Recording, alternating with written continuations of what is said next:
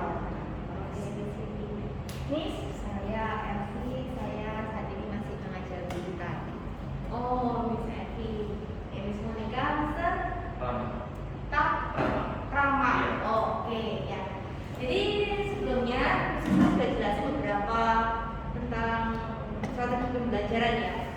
Lalu kemudian saya sambung dengan teaching strategy, yaitu developing effective lesson plan. Sebelumnya ada yang pernah tahu apa itu lesson plan?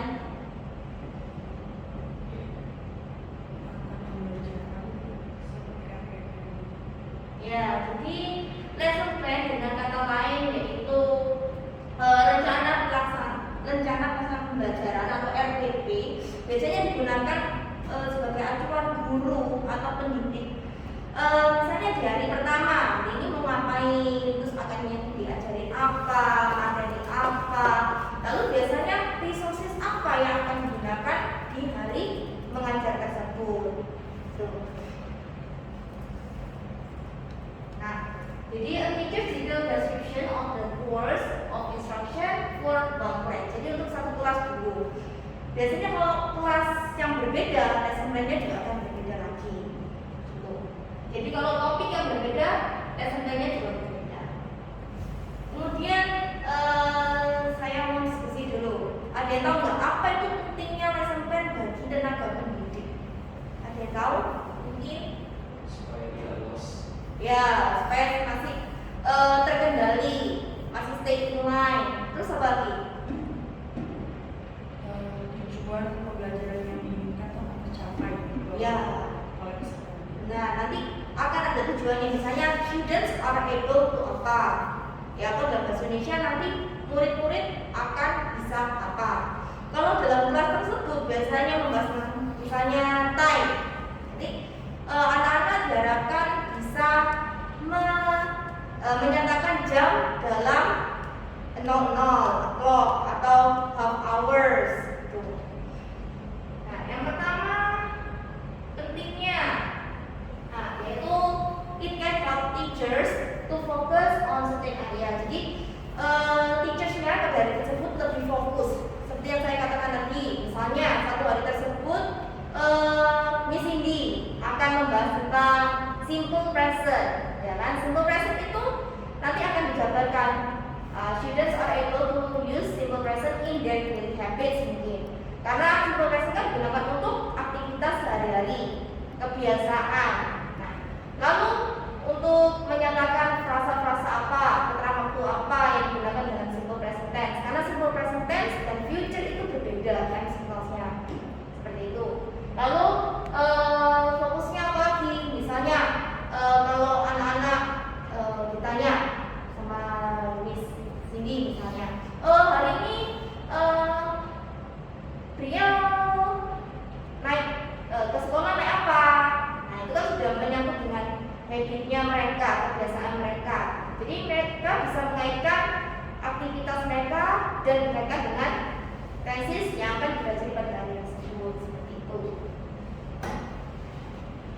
Lalu yang berikutnya, it can help teachers in control. Jadi dalam satu lesson plan nanti guru akan mengetahui hari ini akan belajar apa aja, step-stepnya apa aja.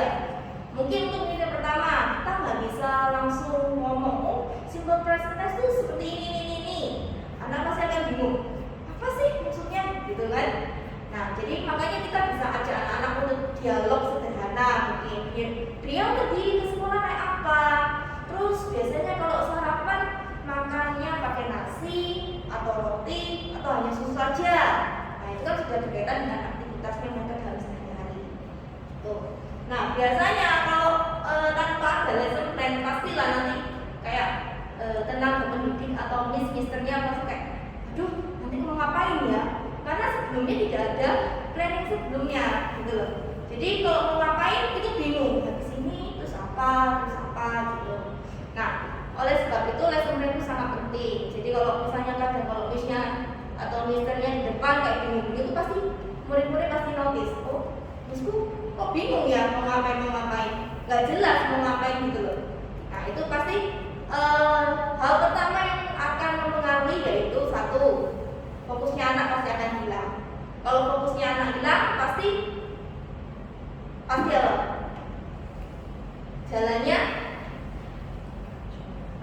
Jalannya pengajaran tersebut tidak berjalan dengan baik, pasti akan chaos, gitu ya.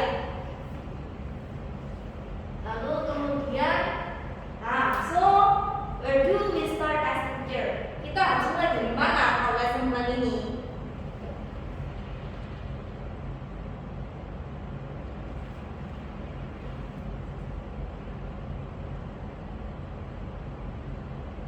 Oke, yang pertama dalam lesson plan pasti akan ada learning objective, tujuan pembelajaran atau bahasa Indonesia. Kemudian disambung nomor 2 introduction. Lalu yang ketiga metodenya apa, isinya apa.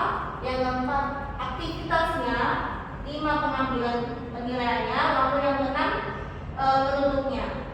Nah, kalau supaya lebih jelas, saya tunjukkan salah satu contoh lesson plan.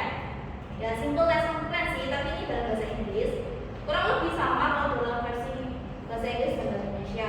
Misalnya kalau hari ini saya akan membahas tentang jam, nanti ditulis topiknya apa, what time, atau simple present continuous di sini.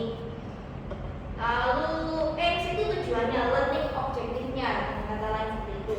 Misalnya students are able to develop and practice vocabulary words. Jadi kosakata mereka akan diimprove juga. Seperti kata-kata time words, ya setengah jam, terus 00 itu menunjukkan ke jarum panjangnya ke arah berapa. Lalu various actions, biasanya kata kerjanya apa aja. Kalau simple present tense harus gimana.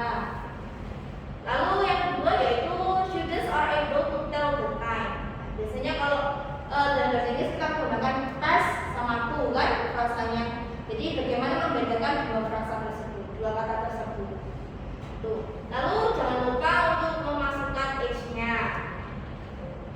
Setelah learning objective yaitu students are able to bla bla bla, lalu bisa dimasukkan ke introduction-nya.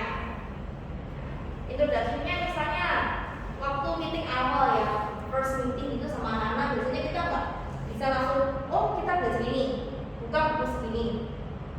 Lalu time itu apa? Nah itu nggak bisa. Biasanya kita kasih brainstorm atau mungkin kayak game kecil-kecilan.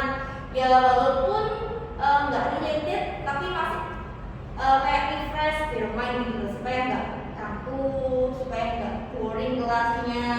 Jadi biasanya bisa menggunakan ice breaking, atau bisa main silent sense.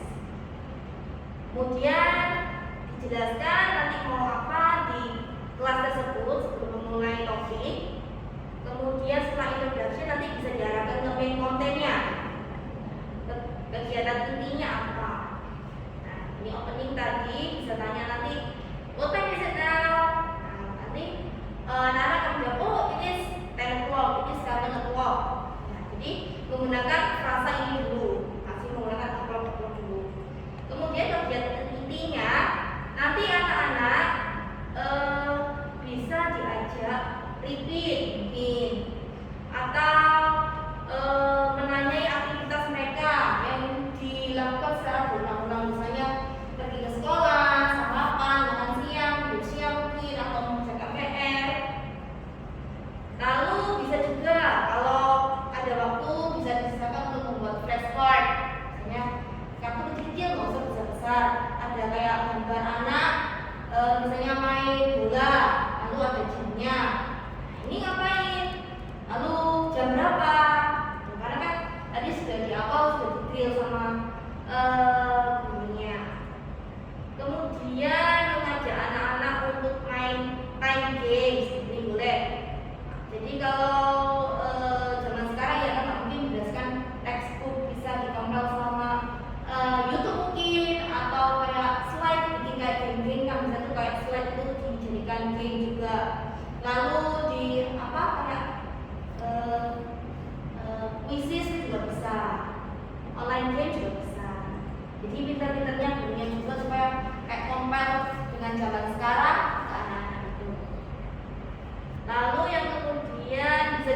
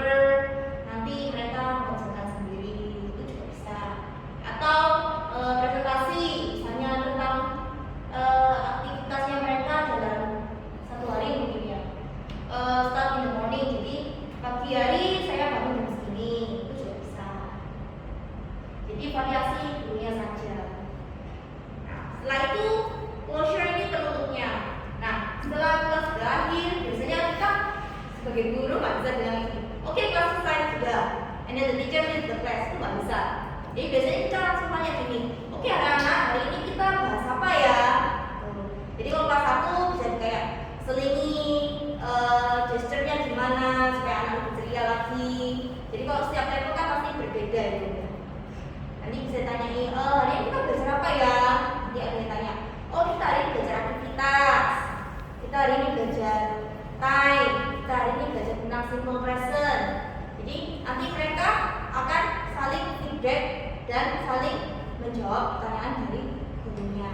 Jadi tidak selalu gurunya setelah selesai menjelaskan langsung leave the class, itu nggak bisa. Pasti besoknya anak-anak akan lupa lagi karena kita tidak mereview pelajaran secara keseluruhan. Gitu. Nah, jadi kurang lebih kalau dalam lesson plan isinya seperti ini. Nah, kalau SD 35 menit, SMP 40 menit. Jadi nanti bisa disesuaikan kira-kira openingnya mau berapa, lalu kegiatan intinya, aktivitasnya mau berapa menit. Sampai sini jelas tentang lesson plan? Iya. Oke, lalu yang berikutnya.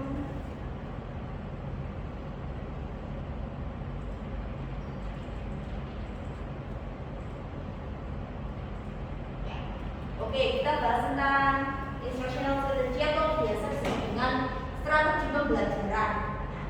Jadi dalam satu kelas itu biasanya guru sudah punya strategi pembelajaran. Gimana caranya supaya kelas aku ini berjalan tanpa ada anak yang ngantuk, tanpa ada kelas yang chaos. Nah itu gimana caranya? Jadi kayak itu sudah kayak backup, punya backup plan-nya gitu loh. Apa aja? Nah ini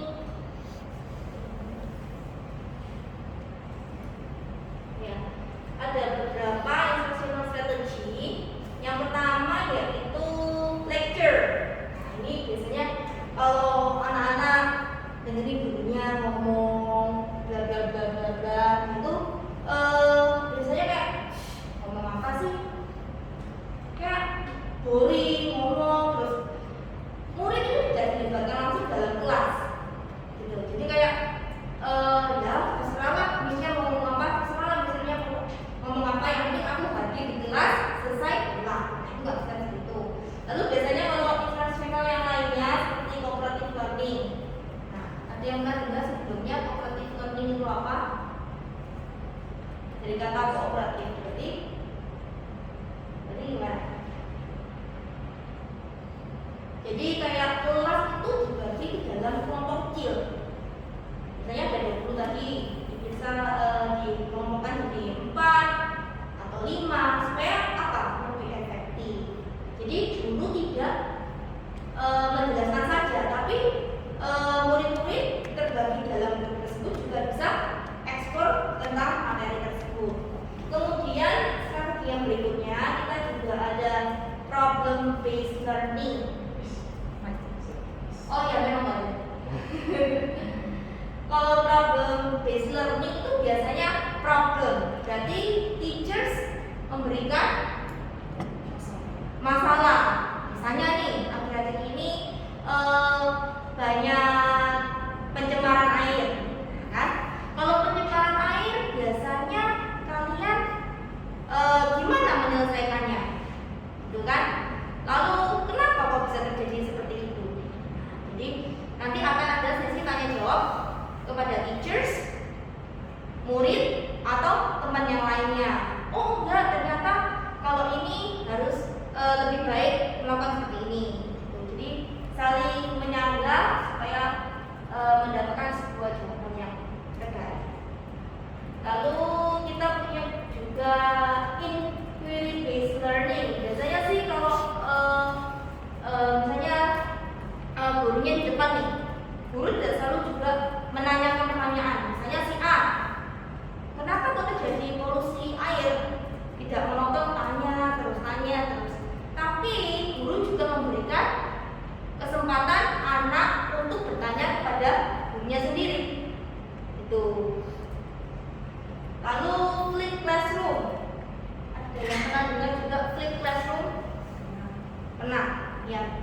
Bisa dijelaskan sedikit apa itu flipped classroom? Flipped classroom itu kalau pengetahuan saya bisa mengganti ruang kelas. Jadi entah misalnya bisa dalam kelas maupun di luar kelas, ataupun mengganti menggunakan secara sinkronus atau asinkronus seperti itu.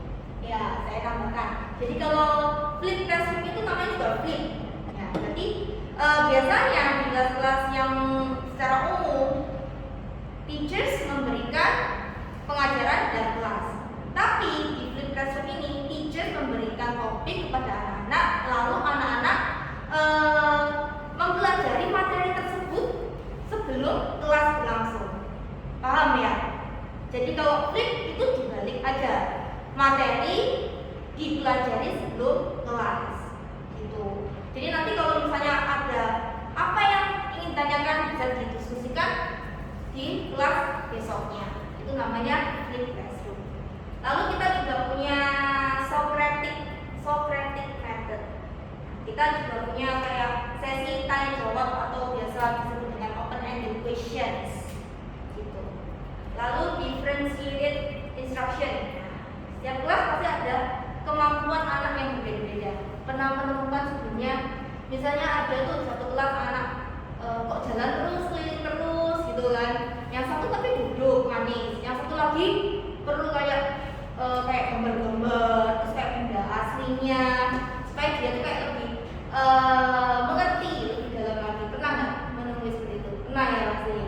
Nah itu namanya differentiated instruction. Jadi setiap anak itu pemahamannya pasti berbeda. Kalau anak ini kalau berjalan terus, nanti kita harus gimana buat anak itu paham dengan materi kita. Ada juga yang pakai benda langsung supaya dia itu ngerti, oh ternyata buah apel itu seperti ini ya. Ya, jadi kalau misalnya TK nih, kita ngajarin tentang buah-buahan, kita nggak bisa bilang gambar, oh ini apple, ini fruit.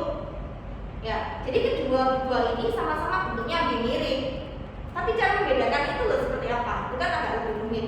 Biasanya kita kalau bawa benda aslinya, itu mereka lebih nangkep. Jadi kita misalnya bawa apel asli nih sama buah jeruk. Coba kita kasihkan ke anaknya.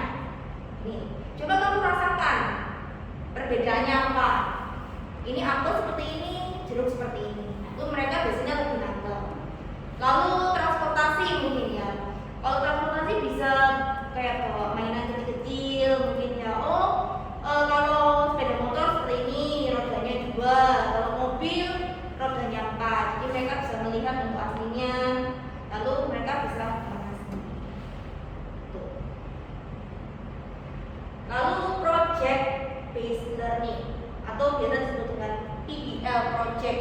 Jadi guru setelah menjelaskan biasanya memberikan kayak project itu tidak selalu hari tersebut selesai, nggak bisa juga kayak berkelanjutan. Misalnya kita kasih due 2 minggu, 3 minggu itu nggak apa-apa. Nah, biasanya kalau project itu dikerjakan bisa kebanyakan di grup ya, tapi kalau secara individu juga bisa. Gitu. Biasanya materi topiknya apa di dalam project tersebut tergantung materi yang diajarkan pada hari tersebut. Misalnya tentang kekerasan seksual mungkin itu bisa dibuat projectnya mereka. Yang kemudian graphic organizer atau mind mapping. Tahu mind mapping? Biasanya kalau pecah-pecahan gitu, misalnya di sini ada transportation ya. Nah, itu ada apa aja jenisnya? Ada land, ada water, ya ada air, lalu dikembangkan lagi itu ada apa aja? Misalnya car, lalu bagaimana ini namanya magnetic, gitu. Biasanya kalau seperti ini materi yang diajarin kayak lebih simple, gitu. Itu namanya magnetic. Lalu yang terakhir yaitu assessment for learning. Itu penilaiannya gimana? Mau berupa quiz, tes, ya mungkin aja ada guru yang pada tersebut setelah ngajar mau kayak kayak quiz written boleh, atau cuma tanya jawab aja juga boleh, tergantung stylenya masing-masing. Setiap guru punya style yang berbeda. Tuh. Lalu dari 10 strategi pembelajaran ini mungkin ada yang ditanyakan atau kurang jelas ya. Oke.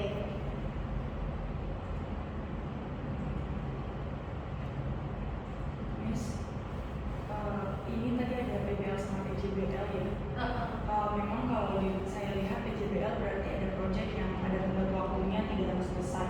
Apakah kalau PBL itu dikasih masalah, sejauh mana sih batasan PBL itu sebenarnya? Apakah hanya bedanya karena ada proyek dan tidak ada, maka kita katakan itu PBL dan PJBL seperti itu?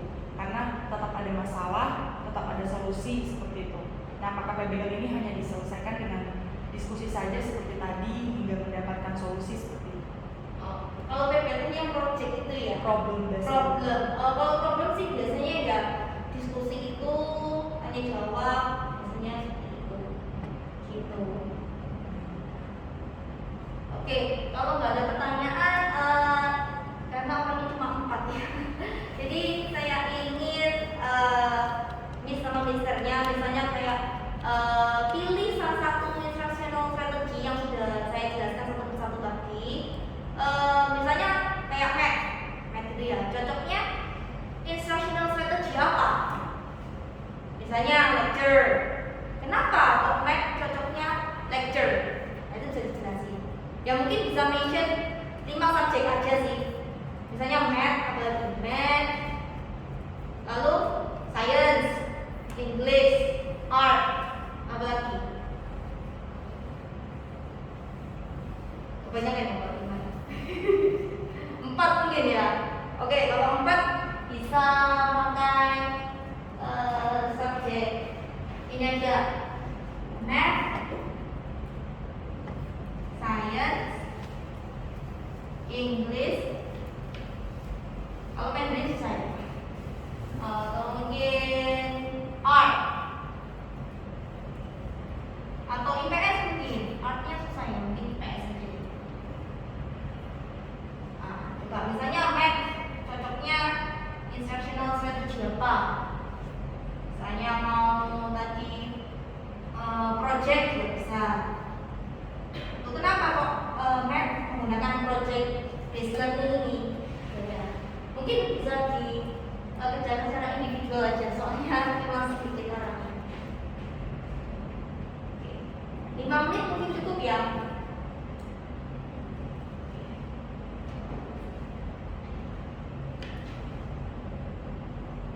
Kalau misalnya strategi satu lagi semua penting. Di sini misalnya saya membuat topik tentang nah, di situ saya jelaskan tentang dulu lecture. Karena menurut saya matematika itu adalah sesuatu yang harus dijelaskan dulu. Jadi saya jelaskan dulu berarti itu apa, lalu bagaimana. Lalu setelah itu baru cooperative learning saya memberikan satu workshop untuk anak-anak. Nanti mereka akan mengerjakan sama-sama, atau cooperative learningnya itu mereka ambil barang-barang apapun itu di sekitar mereka, lalu nanti akan saya sediakan timbangan. Jadi nanti mereka akan saling kooperatif gitu untuk timbangan. Oke, kalau misalkan beratnya itu harus sama, berarti antara timbangan yang kanan sama yang kiri itu harus berapa. Nah, untuk sainsnya di sini shadow, topiknya saya memilih shadow. Saya menggunakan 2 instructional strategy juga, yaitu mind mapping sama project based learning. Jadi saya buat seperti itu shadow. Ada yang tahu nggak shadow ini apa? Misalkan ini Mister kita minta misalnya kan, kebetulan saya ngajar anak kelas 2, jadi jam mereka kadang unik. Jadi ketika saya tulis shadow itu akan tulis, lalu saya kasih pertanyaan. Ada yang tahu nggak ya shadow itu apa? Itu Mister yang selalu ngikutin kita. Itu tetap saya tulis. Yang selalu ngikutin kita. Lalu apa lagi? Itu Mister yang kita. Ya. Terus apa lagi? Itu Mister bayangan. Saya tulis semua. Jadi setelah itu baru kita diskusi semuanya itu jawaban-jawaban mereka. Lalu setelah itu baru saya bikin project study. Terus yang ketiga English. topiknya mungkin simple present aja, itu yang mudah, jadi pakai power ini. Lalu yang keempat IPS. Kebetulan di kelas 2 setelah saya mengajar dari IPS, jadi saya pakai apa? Boleh. Nah, jadi saya sih pakai mewarnai, pakai apa namanya, kedepok pisang atau pakai apapun itu, tetap saya lecture dulu, saya jelaskan dulu, oke, mewarnainya pakai ini, baru setelah itu pakai assessment. Mereka mengerjakan mereka sendiri, maksudnya lebih ke kreatif mereka sendiri. Sudah. Mungkin next, Miss Monica. Untuk pemerintah, saya pilih pembelajaran berbasis masalah karena siswa kan memerlukan penerapan konsep matematika. Jadi butuh siswa untuk berpartisipasi critical thinking untuk menciptakan untuk menyelesaikan masalah. Gitu. Jadi mendorong siswa untuk mengembangkan pemahaman yang lebih untuk dalam keterlibatan yang aktif dan dalam proses pembelajaran biar nggak monoton. Karena biasanya kan matematika ini kebanyakan banyak yang nggak suka. Jadi ya harus menciptakan situasi yang bisa siswanya itu bisa ikut aktif dalam memberikan jawaban. Setelah itu untuk yang IPS, saya pilih pembelajaran berbasis studi kasus karena kalau IPS itu kan membutuhkan paparan sesuai dengan peristiwa yang nyata, realitas yang kejadian sebenarnya. Nah, jadi memerlukan pemahaman tentang konteks sejarah, geografi atau ekonomi biar lebih mendalami konteks yang ada di dalamnya sesuai dengan fakta yang terjadi. Setelah itu untuk pelajaran bahasa Inggris, saya memilih pembelajaran berbasis aktivitas karena bahasa Inggris kan lebih mata pelajaran yang memerlukan partisipasi anak biar having fun, nggak hanya monoton, karena lebih ke lebih ke speaking dan visual, memerlukan pembelajaran yang visual seperti gambar. Misalnya kita memberikan tema tentang vehicle, jadi anak-anak bisa tahu nih contohnya vehicle ini beserta visualnya, jadi biar anak-anak tidak hanya tahu namanya tapi tahu bentuk aslinya kayak gimana. Setelah itu untuk yang sains, saya memilih pembelajaran yang berbasis proyek karena dalam sains kan memerlukan eksperimen, jadi diperlukan seperti pertanyaan ilmiah. Jadi untuk membantu siswa dalam mengembangkan pemahaman tentang sains, jadi menemukan penyelidikan dari eksperimen tersebut. Seperti itu.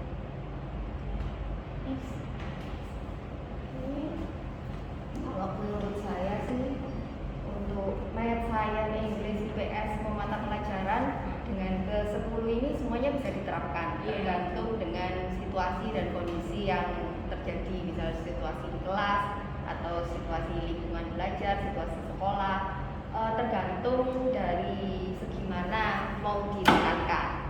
Kalau saya sukanya sih, menurut pengalaman saya, kalau math itu biasanya mereka nggak cuma belajar tentang angka, misalnya tambah-tambahan, kurang-kurangan, tapi mereka juga harus praktek di kehidupan nyata. Jadi saya biasanya gabungkan dengan problem solving. Misalnya kalau kamu punya uang segini, punya uang 10.000, terus kamu beli permen misalnya 2.500, terus kamu beli apalagi, terus sisanya segini. Kira-kira tadi yang digunakan untuk beli selain permen apa gitu kan? Jadi anak-anak langsung secara otomatis mereka bisa langsung berpikir kritis juga. Jadi math bisa sekalian penerapan. Misalnya juga untuk anak-anak juga diajak misalnya belanja. Kebetulan di sekolah saya sih dekat dengan supermarket, langsung diajak belanja sambil hitung berapa yang nanti mereka bayarkan, itu bisa langsung. Untuk sains, karena sains biasanya berhubungan dengan pengetahuan yang ingin tahunya tinggi, bisa inquiry juga, bisa demonstrasi. Misalnya kemarin itu membuat volcano, belajarnya tentang volcano. Jadi kita sekalian proyek bersama membuat dari gunung-gunungan, dikasih soda sama apa namanya, lupa saya, diisi itu nanti jadi mentos sih, masuk itu langsung pukul anak-anak sana wah semuanya. Nah seperti itu bisa demonstrasi, tergantung jadi dari apa yang mau dipelajari juga. Terus kalau untuk English sih biasanya kita kan butuh untuk langsung ngomong ya, speakingnya. Itu biasanya anak-anak boleh sih langsung kayak buat podcast, wawancarai gurunya, temennya, langsung pakai bahasa Inggris, langsung di syuting gitu, mereka yang syuting sendiri yang kelas besar, itu bisa sih. Untuk IPS mungkin kan berhubungan dengan sejarah-sejarah.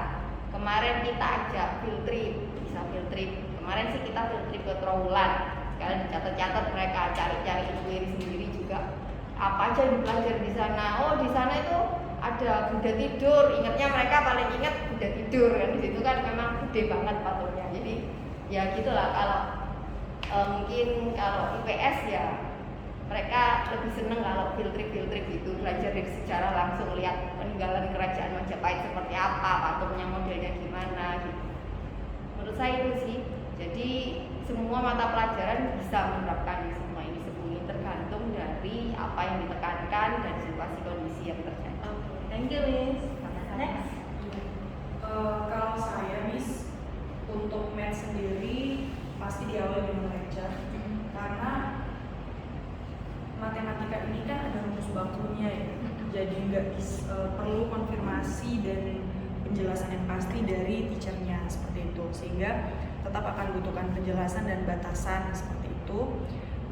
Selanjutnya menggunakan PBL juga bisa, problem based learning, dikaitkan dengan kehidupan sehari-hari, misalnya tadi tentang uang ataupun peluang-peluang seperti itu yang bisa ditangkap mungkin untuk critical thinking dari siswa juga. Misalnya saja kalau kamu misalnya mandi butuh waktu berapa menit, lalu makan butuh waktu berapa menit, perjalanan ke sekolah, maka kamu harus bangun jam berapa supaya tiba. Nah itu nanti konsekuensinya apa kalau kamu kurang, nah itu bisa dimasukkan dalam pembelajaran matematika untuk hitung kurangnya seperti apa, sehingga anak-anak juga bisa tahu untung rugi manfaat dari tindakan mereka seperti itu.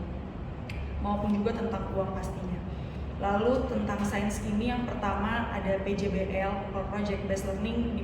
Emang ini mungkin sudah umum ya, kalau sains pasti Project Based Learning, membuat project tentang lingkungan, tentang alam ataupun fenomena yang terjadi.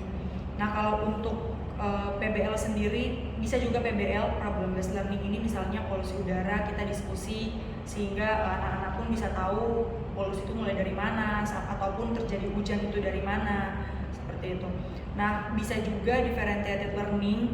Nah, di sini misalnya dibagi, umpama misalnya kayak tadi volcano ataupun gunung meletus, yang auditori misalnya mereka mau menceritakan kembali, mereka tahu akan mendengar dan menceritakan kembali. Misalnya visual akan membuat infografis dalam satu waktu yang bersamaan seperti itu. Lalu kinestetik mungkin mereka akan suka untuk membuat miniatur dari gunung meletus tersebut seperti itu. Untuk English sendiri menurut saya bisa flip classroom ya.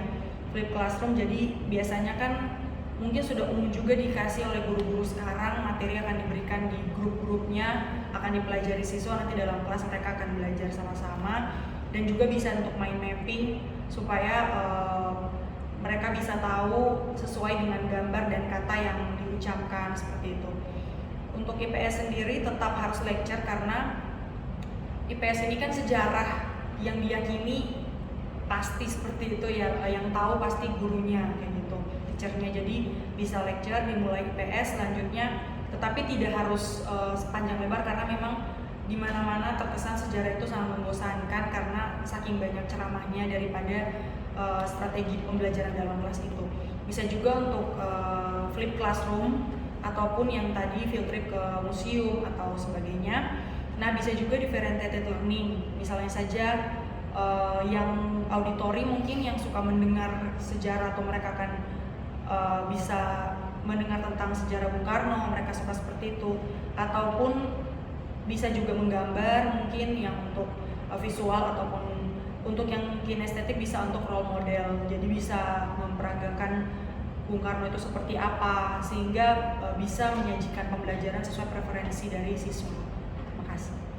Oke. Jadi semuanya masih punya strategi pembelajaran yang berbeda-beda ya. Jadi sesuai yang dikatakan tadi tergantung situasi dan kondisi nyatanya seperti apa. Oke. Sekarang saya ingin misalnya buat kayak draft lesson plan aja sih, draft lesson plan. Mungkin bisa dicatat di kertas, draft aja. Terus nanti kalau setelah itu bisa dikembangkan di rumah, nanti bisa disubmit lagi ya. Disubmit dengan bentuk Word. Jadi yang satu dalam versi bahasa Indonesia, nanti yang satu lagi dalam versi bahasa Indonesia. Oke? Ya, tapi itu nanti diperlukan masih lama sih, 1 mingguan.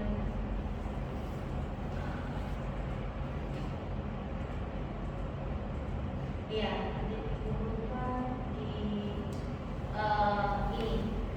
email ini ya. Jadi buat lesson plan dalam 2 bahasa, nanti yang satu dalam bahasa Indonesia, nanti yang lembar berikutnya dalam versi bahasa Inggrisnya. Lalu bisa disubmit di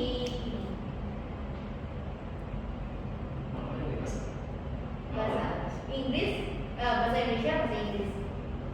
Nanti bisa terserah, mata pelajarannya bebas, levelnya bebas.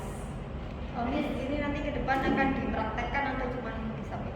Ini nanti mungkin ada presentasi nanti di pertemuan berikutnya, nanti bisa digunakan lesson plan yang udah dikirim ini.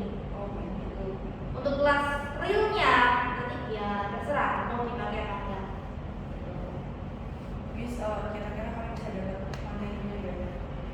Oh tadi boleh. Nanti saya kirim Mrs. tadi boleh ya. Nah. Lalu kita lanjut ke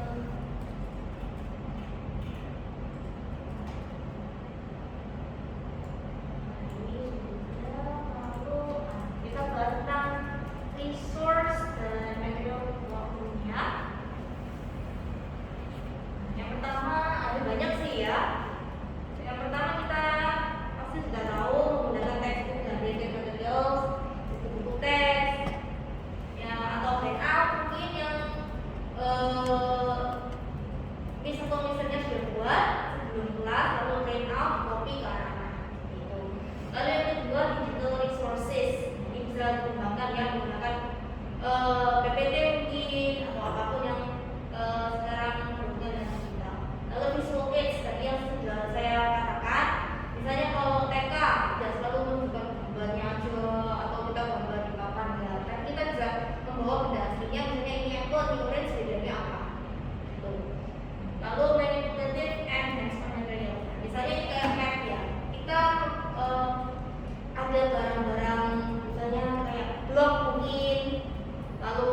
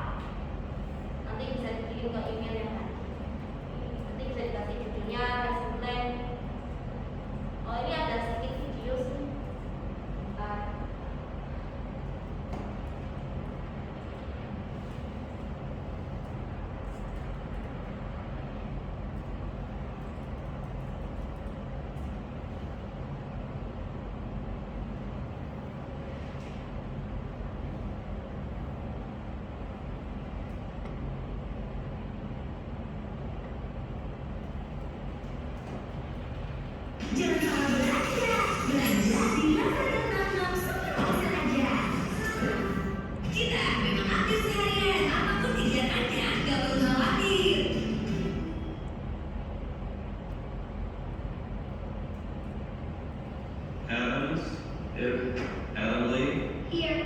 Adamowski, Adamson, Here. Adler, Here. Anderson, Anderson, here, Bueller,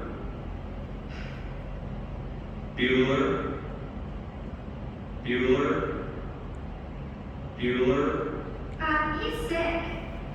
My best friend's sister's boyfriend's brother's girlfriend heard from this guy who knows his kid is going with the girls up there passed out at 31 flavors last night. Guess it's pretty serious. thank you, Sir Norman. No problem whatsoever. Fry. In 1930, the Republican-controlled House of Representatives, in an effort to alleviate the effects of the Great Depression, passed the tariff bill, the Hawley-Smoot Tariff Act, which raised tariffs in an effort to collect more revenue for the federal government. Did it work? Anyone? Anyone know the effects? It did not work, and the United States sank deeper into the Great Depression.